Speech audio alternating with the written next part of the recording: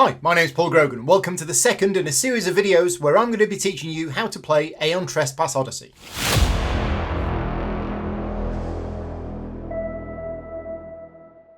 In this video, I'll be going over more details about the Voyage phase and the Adventure phase, and going through the 9 steps of a campaign round. I'd strongly recommend watching my first video in this series before this one. Although I've been making every effort to ensure that these videos are correct at the time of recording, publishers sometimes issue errata or clarifications to the rules of their games. So I'd strongly recommend checking the description of this video for any changes to the rules which may have been made after I've released this video. Also be sure to check out the official list of errata and clarifications which can be found on the official website. A big thank you to Into the Unknown for commissioning me to create these videos, but I also rely on the financial support of my Patreon campaign to keep the channel going. So if you're able to support me directly, you can do so at patreon.com/gamingrules. As mentioned in the first video, a campaign of Aeon Trespass Odyssey is played over a series of rounds, with each round representing 1 day of time. Each campaign round is divided into 9 steps as shown in the summary table at the back of the rulebook.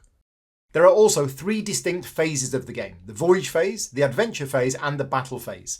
It's easy to know which phase of the game you're in. If you're fighting a battle, that's the Battle phase. If you're reading things from the storybook, that's the Adventure phase. And at every other time, you are in the Voyage phase. Generally speaking, steps 1 to 3 are part of the Voyage phase, step 4 is the Adventure phase, step 5 is the Battle phase, step 6 is the Voyage phase again, step 7 and 8 is the Adventure phase, and step 9 is the Voyage phase. But things can happen to interrupt this sequence. You might resolve a battle at the end of the exploration step, for example, which means that you shift from the Voyage phase into the Battle phase, and then once the battle is over, you're back to the Voyage phase. In the first step of each round, you must move the Argo to an adjacent map tile. The arrows on the edges of your current map tile indicate the possible directions you can move in. If you go west, simply move the Argo to the existing tile. However, if you move to a place where there is no map tile, find the corresponding number from the stack of map tiles and add it to your map. Then place the Argo on the tile. You must move the Argo each movement step, and always exactly 1 tile north, south, east or west. Note that the faction icon next to the arrow tells you the local faction present on the tile that you would move to. Keep this in mind when choosing where to go, especially if your diplomatic relations with that faction are not good. Also note that the Argo can only travel on water. Some map tiles have 2 different routes, but in the same direction. You must choose which route to take before revealing the new tile. And then when you do, place the Argo on the part of the new tile corresponding to the route you took. This map tile is divided into 2 sectors, Alpha and Beta, bodies of water separated by land. On your next move, you may only choose an option with the corresponding icon. So here you could go back west to tile 9, north to tile 5, or east to tile 46. You cannot go south to tile 15. Importantly, if there are any map symbols on the tile, those are resolved in the appropriate step of the round, no matter where the Argo is on the tile in relation to those symbols. You will also encounter some additional movement symbols during the campaign. These are specific to your current cycle and explained in the corresponding storybook or on other components. Sometimes a symbol will appear with a padlock next to it. This means that you need additional technology to move in this direction. Whenever you move from a map tile with a city icon, you must mark that tile with the last visited city token. This token is relevant when resolving any negotiation abilities during the advancement step later in the round. And there is only 1 of these tokens in the game. When you leave another city later on, move the token from the previous city to the new one. This prevents you from continually moving in and out of the city and repeatedly using your negotiation technologies. During the timeline step, simply mark the next empty box on the timeline of your Argo sheet. Any symbols or text on the timeline for that day are resolved in other steps later in the round. However, I will cover them briefly here as it's useful to know what else will happen later on. These icons are technology breakthroughs, which are resolved in the advancement step. These icons indicate timeline battles, resolved in the encounter step. If there is a story event listed, that is resolved in the story step. During the campaign, you will be instructed to write some additional events and notes onto your timeline, such as a cooldown timer on an ability, what terrain you will add to your next timeline battle, and various other special story events. The exploration step consists of 3 parts. First, you resolve all exploration symbols from your current map tile. The most common symbols are Doom, Progress and Titans. but there are other cycle-specific icons found in the various storybooks. If you are on a map tile with a progress symbol, you gain 1 progress token. However, progress symbols only apply the first time that you visit a tile in the campaign. When you add a tile to your map, it is unexplored, and at the end of the current day, the tile that the Argo is on automatically becomes explored. If in future you revisit an explored tile, the progress symbols have no effect. Whenever you gain a progress token, you must immediately place it on either your story card or your Inward Odyssey card. Once you have the required number of progress tokens on your story card, follow the instructions on the card in the next story step. If you now have 2 progress tokens on your Inward Odyssey card, remove them and increase your Argo knowledge by 1. You will resolve the next Inward Odyssey adventure at the end of the story step. If you are on a map tile with a Doom symbol, you gain 1 Doom token, which you must place on your Doom card. Unlike progress symbols, which only trigger the first time an Argo visits a tile, Doom triggers every time, so if you return to the same tile later on, you gain another Doom. If you have the required number of Doom tokens on your Doom card as indicated, resolve the text on the card in the Doom step later in the round. This icon represents a Titan, which you can capture and bring on board the Argo. If you are currently not at your limit of Titans, you gain 1 new Dreamwalker Titan to your hold. Similar to progress symbols, Titan symbols are only active on unexplored tiles, so if you return here later in the campaign, you do not gain another Titan. After resolving any exploration symbols on your map tile, the next part of exploration is to resolve an exploration draw. The exploration deck, which is different for each cycle, represents the efforts of your crew, scouts and diplomats at acquiring resources, allies and intel. To perform an exploration draw, shuffle the deck and then draw a card, following the instructions on it. If the card has this icon in the bottom right, draw another one and resolve that too. Keep going, resolving 1 card after another until you draw a card with this icon. Resolve that one, but then that stack is complete. Repeat this process drawing cards again until you complete a second stack of cards.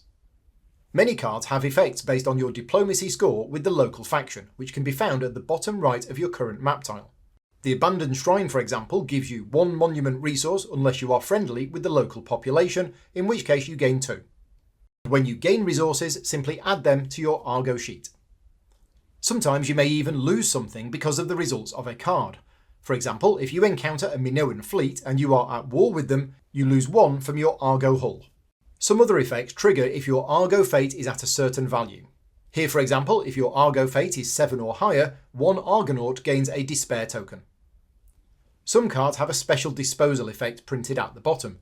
Some are removed until the next timeline battle, in which case set them aside for now. Others are removed permanently and placed back in the box. Some cards that you will add into your exploration deck give you the opportunity to trade. To do this, make up to the number of exchanges listed on the card. With each exchange, you can trade as many units of a resource as you like.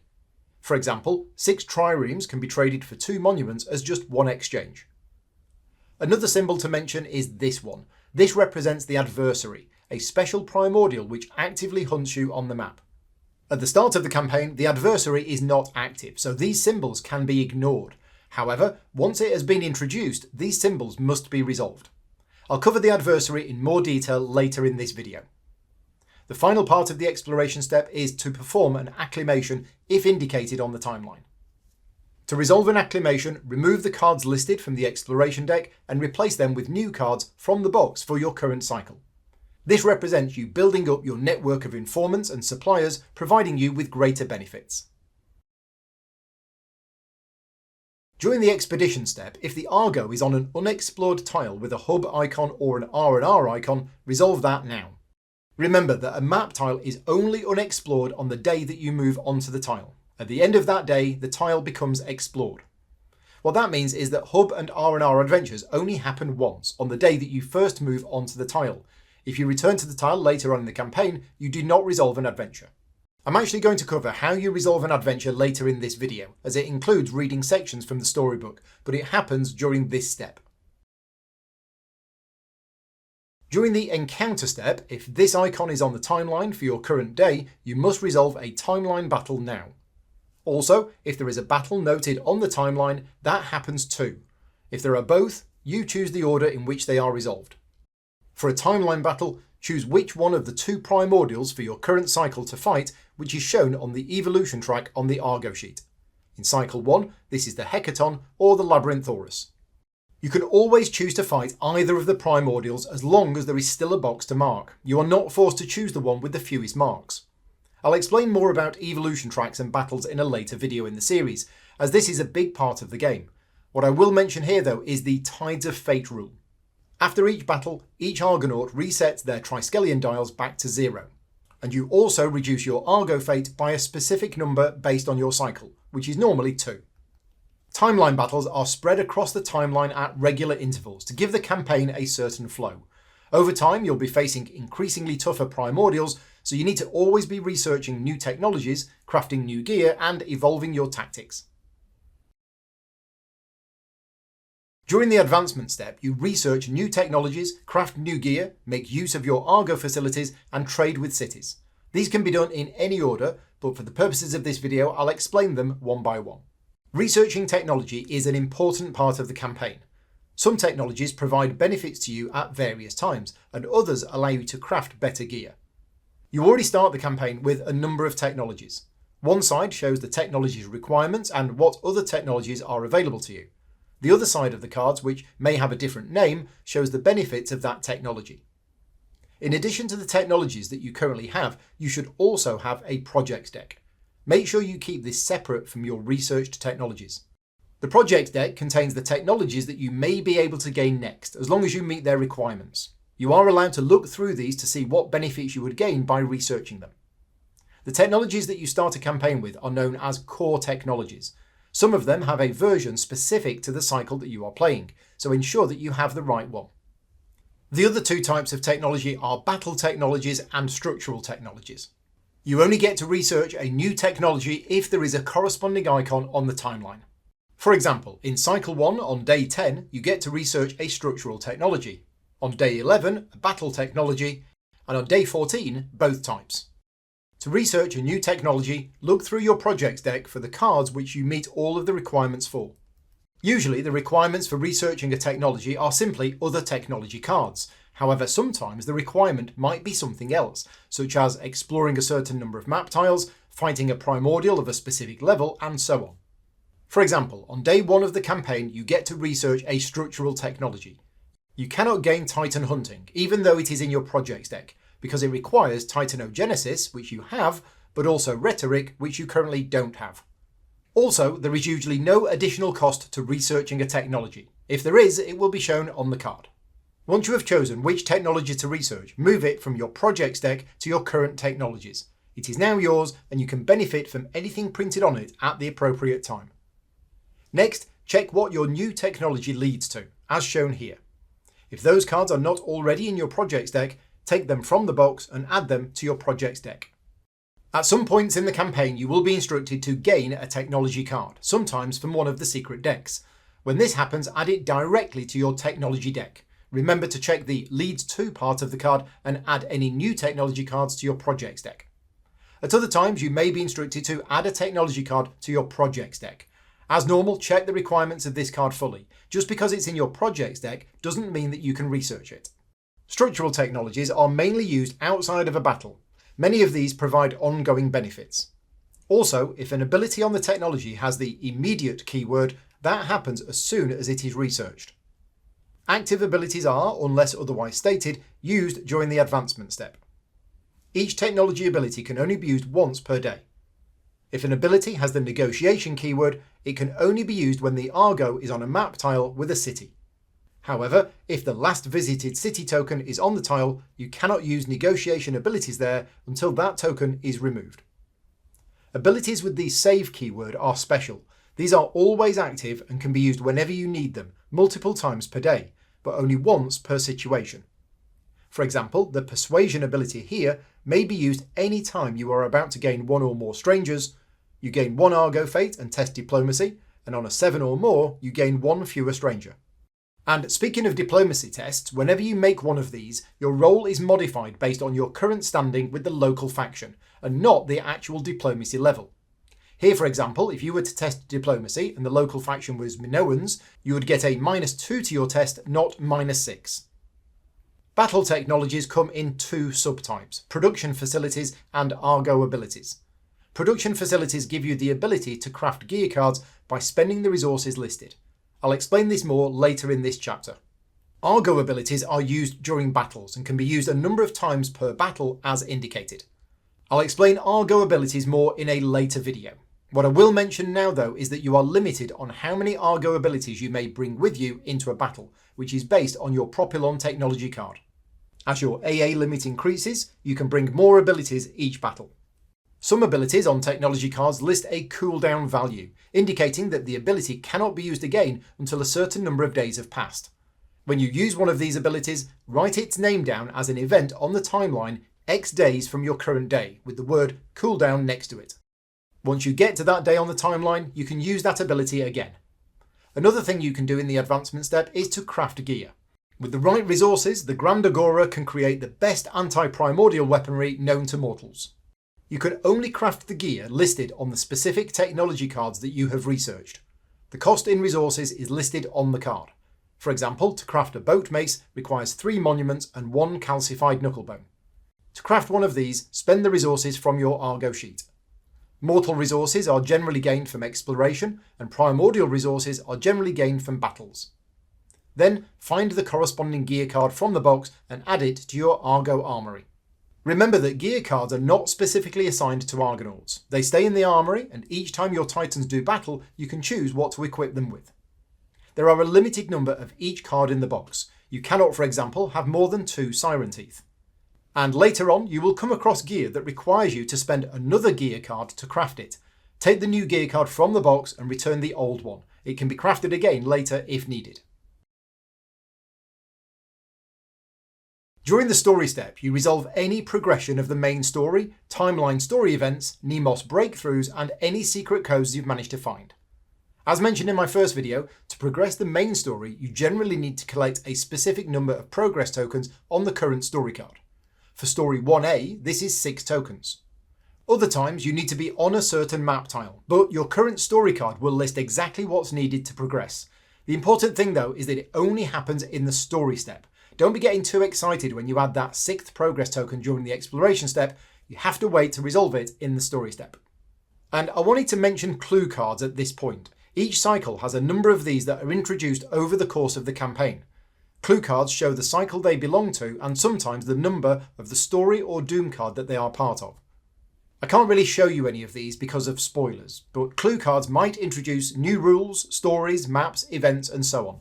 The important thing is that you should never look at any of the clue cards unless specifically told to do so. A lot of what happens in this step counts as an adventure, during which you will read sections from the storybook. I'm going to explain adventures later in this video, but this is the point where they all happen. The Doom step is essentially the bad version of the story step. If you moved onto a map tile with a Doom symbol, you would have added 1 Doom token to your current Doom card during the exploration step earlier in the round. And remember, the important difference between Doom and Progress is that Doom triggers every time you move onto the tile, not just the first time. There are other ways in which Doom can be added too, during an adventure or even a battle. If you have now met the requirements of your current Doom card, which usually is when you have collected a certain number of Doom tokens, you resolve the Doom card now. Most of the time this involves flipping the Doom card to the other side or by reading a certain paragraph in the storybook. When you resolve a Doom card, discard the Doom tokens from it. If there were more than required, any excess carry over to the next part of the Doom story. If you are already on side B of the final Doom card of the cycle, be careful. Progressing that event will cause your campaign to end in failure. The end step is very easy to resolve. If the map tile that you are on is unexplored, in other words, you revealed the tile this round, it now becomes explored. This simply means that if you move back onto the tile later in the campaign, any progress, titan, adventure hubs do not trigger a second time. Doom symbols, however, still do. The end of a day is normally a good point to save your game if you want to put it away until the next session. I've covered how you save the game in my previous video. As mentioned earlier, at some point during the campaign, the Adversary will become active, a special primordial who hunts the Argo across the map, seeking to destroy it and you. Once the Adversary is active, these symbols on exploration cards can have an effect. If the Adversary is not currently on the map, it takes 2 Adversary symbols in the same exploration step for it to appear. If you only draw one symbol, you can breathe a sigh of relief. But if you do encounter two symbols, place the small version of the adversary miniature for your current cycle on a map tile which is 4 tiles away from your current position. If you spawn the adversary during the exploration step, ignore any further adversary symbols for the rest of that step. So if the adversary is not on the map and you reveal 3 symbols, just spawn it on the map and ignore the 3rd symbol. If the adversary is already on the map, then each symbol moves it 1 tile towards the Argo. It always moves along the shortest path, horizontally or vertically, but can only move onto revealed tiles. It does, however, ignore the movement arrows, so it could move from one tile to another even if the Argo could not. For example, if the adversary is on Knossos and the Argo is 2 tiles to the east, then the adversary can move to this tile here, even though there is no arrow leading east from Knossos. If there is more than one equally viable path, the adversary prioritises horizontal movement as long as it gets closer to you. If the adversary moves onto the same map tile as the Argo, remove its miniature from the map. You must resolve a battle with the adversary at the end of the current step. I'll explain battles in a lot more detail in a later video, but the information you need to set up the battle can be found at the back of the storybook. I also wanted to mention at this point that you may come across the adversary symbol at other times in the game. This could be part of an adventure or on another card. Whenever you see the adversary symbol, you activate the adversary as normal, except that it only takes 1 symbol to spawn it on the map instead of 2. And if the adversary moves onto your map tile during this activation, you resolve the battle as normal at the end of your current step. It can even happen that you see an adversary symbol during a battle. In that case, you resolve the activation as soon as the battle ends. An exception to this is if you see the symbol during a battle with the adversary, in which case you can ignore the symbol. As mentioned earlier, everything that happens in a game of Aeon Trespass Odyssey is part of either the Voyage phase, the Adventure phase, or the Battle phase. Anything that instructs you to read a paragraph in the storybook counts as being part of the Adventure phase, and near the start of the book is the contents, telling you where each section starts. The most important rule about the storybook is to never read anything unless you are instructed to do so. As you look through the book for the paragraph that you're about to read, try to avoid your eyes getting drawn to anything else on the page. Otherwise, you might see something that you shouldn't and spoil the story. The second most important thing is to ensure that you read the paragraph in the correct section. So if you're on an Adventure Hub and you're told to read 37, that's paragraph 37 of the Adventure Hub, not the main story.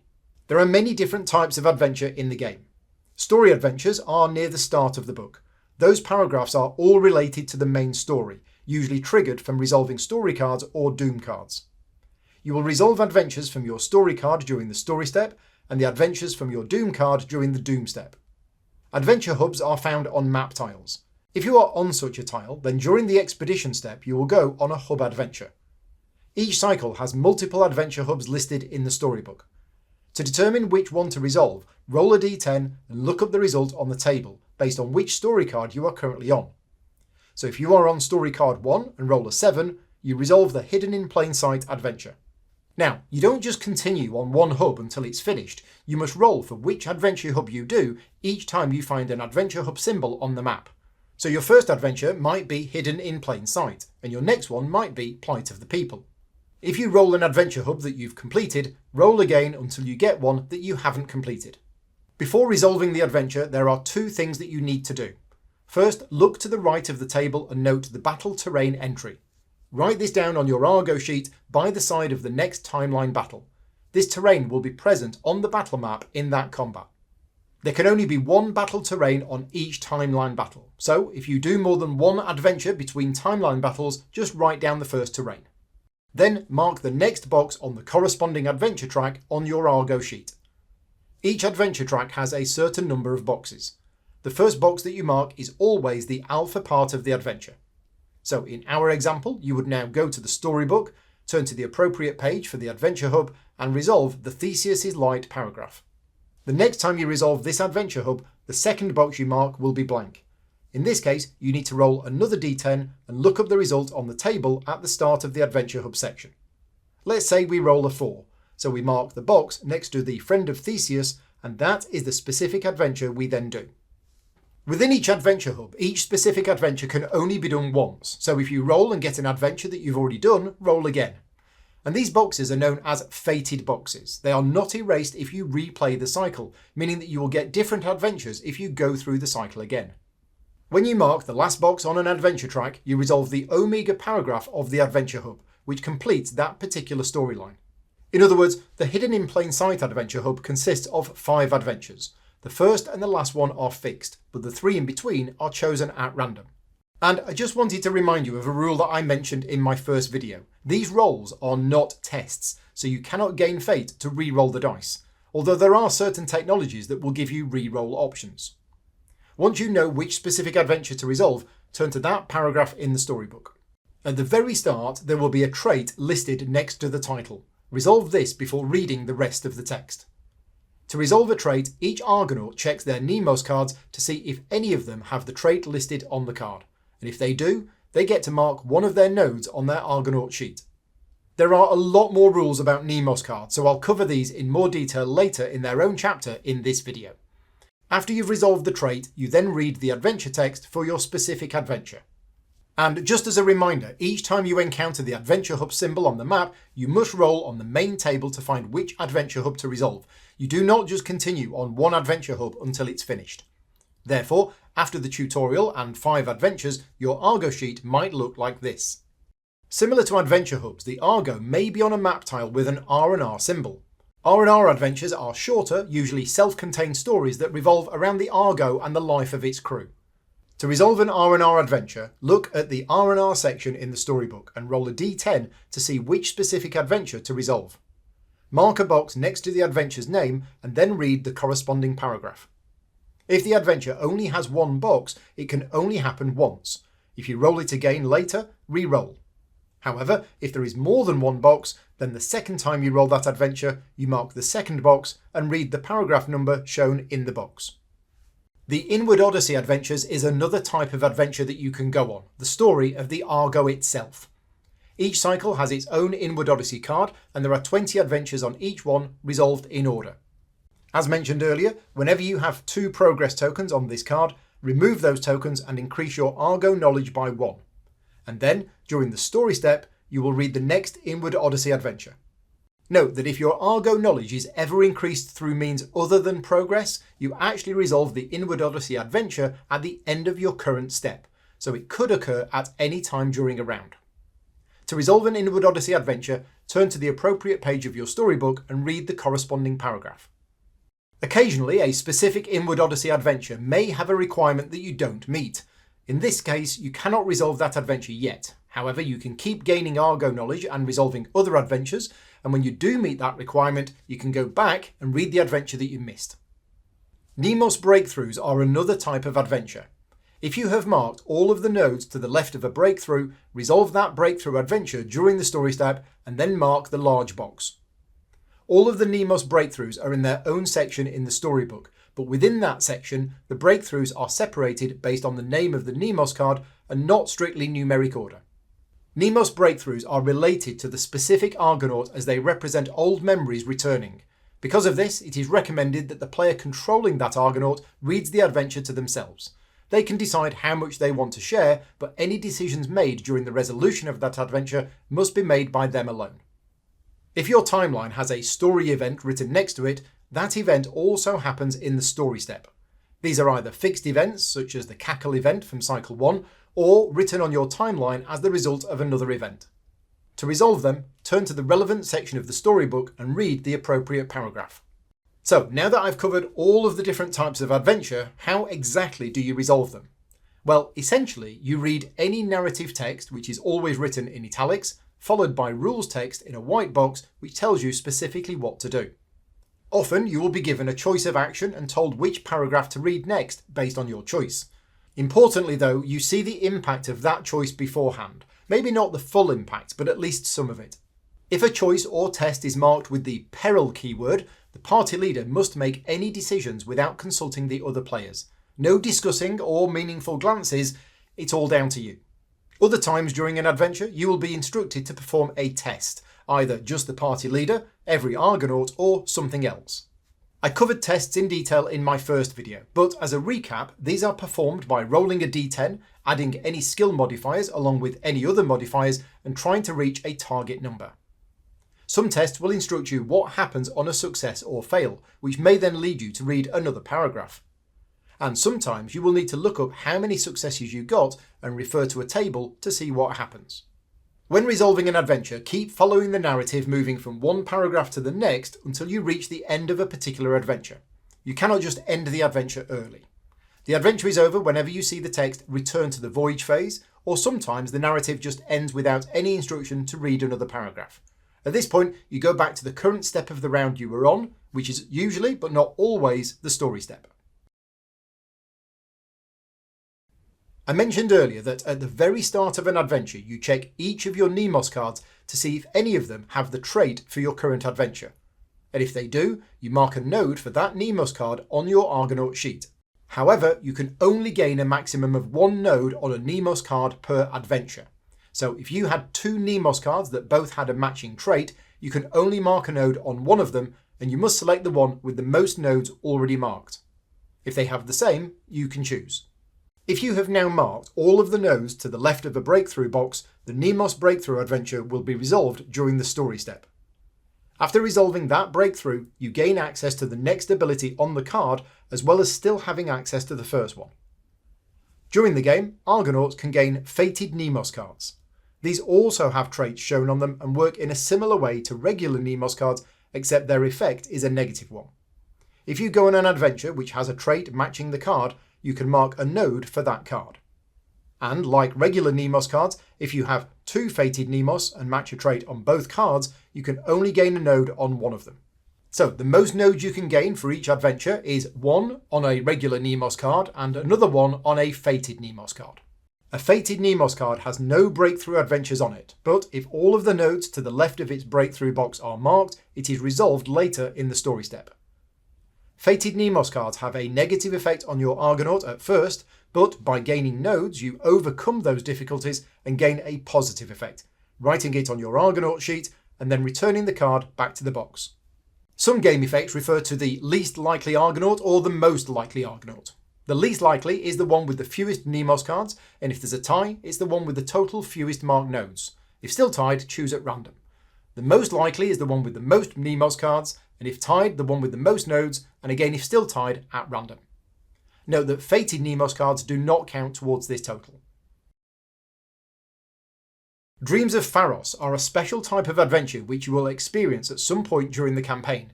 These adventures take you to Alexandria, the day before the eschaton destroyed the city. Turn to the page in the storybook for your current cycle, roll a d10 and consult the adventure table to find which adventure to resolve. Mark the box and then read the appropriate chapter. Most of the Dreams of Pharos instruct you to perform a Pharos delve with a target number. To do this, take the major trauma deck, shuffle it, and then start drawing cards one by one, adding the numbers in the bottom left of the card together. After each card, you may choose to stop the delve or continue. If you continue, draw another card and add its number to your ongoing total. If you stop without reaching the required value, then nothing happens, but this does not count as a fail. If you reach at least the target number, but not 16 or over, then you apply the success result. But if your total reaches 16 or higher, the delve fails, and you must resolve the fail effect. The rules for resolving a Pharos delve are sometimes used by other things in the game. These are resolved using the rules that I just described, but are not considered a Pharos delve themselves. At some point during the campaign, you will unlock the ability to summon mythic allies that can help you both in and out of battle. These allies are nymphs, and each one has a corresponding card and summon token. Now, don't worry if you can't find these cards in your box. They are in the secret decks, but since they're covered in the rulebook, I'm going to show them here. Once you unlock summonings, you will gain a technology card with a printed summon limit. Write that number in the box here. Each summoning has its own requirements and costs, which I won't show here, but when you do summon a nymph, you mark one of the boxes here, writing the type of nymph you summoned next to it. You cannot summon more than your current summon limit. And each nymph can only be summoned once, so if you have two nymphs and only a summon limit of 1, you must choose which one to summon. These marks do not clear until you trigger what is called a Divine Surge, which is a rare event that only happens at specific points in the story. When you gain a Divine Surge, erase all of the marked boxes and names in the summoning section. You also erase all of the marks and names in the God form section of the Argo sheet too. I'll explain God forms more in a later video. Summoning a nymph causes a noticeable power shift across the land, causing your adversary to take notice. This is shown by the adversary icon on the nymph's ability. And, as mentioned earlier, this causes the adversary to either move towards the Argo, or, if not on the map, spawn on a tile 4 tiles away from the Argo's current position. And that is the end of this video. In part 3, I'll be covering the battle phase in more detail. I hope you found this video useful. As always, please give the video a like, leave me a comment and subscribe to the channel. And as I mentioned earlier, I do rely on the financial support of my Patreon campaign to keep the channel going. So if you are in a position to be able to support me directly, please visit patreon.com/gamingrules for exclusive access to the Gaming Rules community and some additional bonus content. Until next time, take care and thanks for watching.